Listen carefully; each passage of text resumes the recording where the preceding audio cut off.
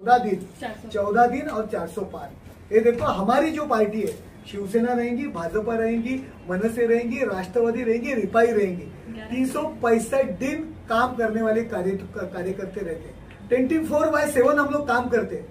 हम लोग सिर्फ इलेक्शन के टाइम खड़े नहीं होते कि बाबा देखो हमारे पार्टी, हमारे आमदार, हमारे जो पदाधिकारी है 24/7 लोगों के लिए खड़े रहते, कार्यकर्ताओं के बलबूते के ऊपर, कार्यकर्ताओं के काम के ऊपर हम लोगों तक पहुंचेंगे। ये लोकसभा का इलेक्शन है, महानगर पालिका का इलेक्शन नहीं है।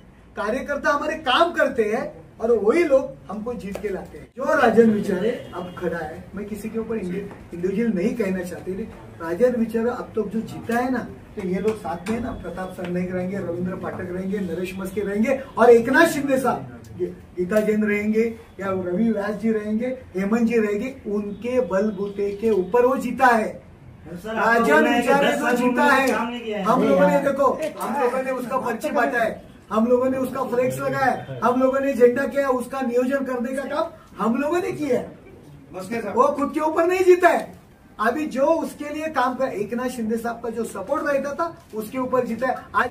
आणि आपलं सहकार्य फार महत्वाचं आहे आणि ते मागण्याकरता शेवटी कोणाला राजा बनवायचं आणि कोणाला भिकारी बनवायचं हे जर पाहिलं तर मीडियाच्या हातात आहे।